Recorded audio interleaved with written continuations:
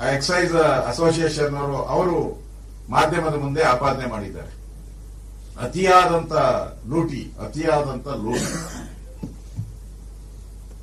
ಅದ್ರ ಮೇಲೆ ಒಂದು SIT ಮಾಡಿ. ರಾಜಭವನ್ ಕೊಟ್ಟಿರೋದ್ರ ಮೇಲೆ ಒಂದು SIT, ಈ ಅಬ್ಕಾರಿ ಮಾಲೀಕರೇನಿದ್ದಾರೆ ಸಂಘ, ಅವ್ರ ಮೇಲೆ ಒಂದು SIT ಮಾಡಿ. ಪ್ರಧಾನಮಂತ್ರಿ ಮೇಲೆ ಮಾತಾಡ್ತಿರಲ್ಲ, ಲೂಟಿ ಹೊಡೆದಿರೋರು ನೀವು. ರೆಡ್ ಹ್ಯಾಂಡ್ ಆಗಿ ಸಿಕ್ಕಾಕೊಂಡಿದ್ದೀರಾ. 16 ಸೈಟ್ ಹೊಡೆದಿರೋದು ನೀವೇ ಮುಖ್ಯಮಂತ್ರಿ. ಕೋರ್ಟಿನ ಕಟಕಡೆಯಲ್ಲಿ ನಿಂತು ಕೋರ್ಟ್ ಅಲ್ಲಿ ಚೀಮಾರಿ ಹಾಕ್ಸ್ಕೊಂಡ್ ಬಂದಿದ್ದೀರಾ. ಹೈಕೋರ್ಟ್ ಅಲ್ಲಿ ತನಿಖೆಗೆ ಆದೇಶ ಮಾಡಿದೆ, ಲೋಕಾಯುಕ್ತ ತನಿಖೆ ಆದೇಶ ಮಾಡಿದೆ. ಒಬ್ಬ ಮುಖ್ಯಮಂತ್ರಿ ಆಗಿ ನಿಮ್ಗೆ ಹೋಗಿ ಪೊಲೀಸ್, ನೀವೇ ನೇಮಕ ಮಾಡಿರೋ ಪೊಲೀಸರ ಮುಂದೆ ಕೈ ಕಟ್ಕೊಂಡು ನಿಂತ್ಕೊಂತಿರಲ್ಲ. ಈ ಕಾಂಗ್ರೆಸ್ ಸರ್ಕಾರಕ್ಕೆ ಏನಾದರೂ ಗೌರವ ಮಾನ ಮರ್ಯಾದೆ ಇದೆಯಾ? ಇದು ಕಾಂಗ್ರೆಸ್ ಸರ್ಕಾರಕ್ಕೆ ನೀವೇ ನೇಮಕ ಮಾಡಿರುವಂತ ಪೊಲೀಸರ ಮುಂದೆ ಹೋಗಿ ಕೈ ಕಟ್ಕೊಂಡು ನಿಂತ್ಕೊಂತಿರಲ್ಲ.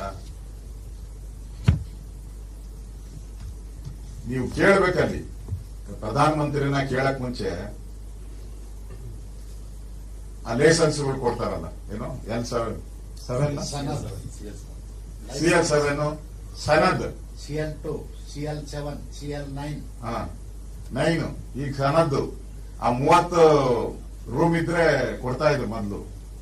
ಆಮೇಲೆ ಅದು ಈಗ 10ಕ್ಕೆ ಬಂದಿದೆ. ಅಂದ್ರೆ ದಾರೆಗೆ ಹೋಗೋರಿಗೆಲ್ಲ ಕೊಡೋ ಅಂತ ಸ್ಥಿತಿಗೆ. ಒಂದೊಂದಕ್ಕೆ 2-2 ಕೋಟಿ. ಈಗ ಅವರೇ ಹೇಳಿರೋದು, ಅಬ್ಕಾರಿ ಲಾಬಿ, ಅಬ್ಕಾರಿ ಮಾರಾಟಗಾರರು ಏನಿದ್ದಾರೆ ಸಂಘ, ಅವರೇ ಹೇಳಿರೋದು. ಎಲೆಕ್ಟ್ರಾನಿಕ್ ಮುಂದೆ ನಿಂತ್ಕೊಂಡು ಹೇಳಿದ್ದಾರೆ. ಎಲೆಕ್ಟ್ರಾನಿಕ್ ಮೀಡಿಯಾ ಮುಂದೆ ನಿಂತ್ಕೊಂಡು, ಪ್ರಿಂಟ್ ಮೀಡಿಯಾ ಮುಂದೆ ನಿಂತ್ಕೊಂಡು ಹೇಳಿದ್ದಾರೆ. ಇಷ್ಟಿದ್ರು ಪ್ರಧಾನಮಂತ್ರಿನ ಸಾಕ್ಷಿ ಕೇಳ್ತೀರ? ನಾಚಿಕೆ ಆಗಲ್ವಾ ನಿಮ್ಗೆ ಸಾಕ್ಷಿ ಕೇಳಕ್ಕೆ?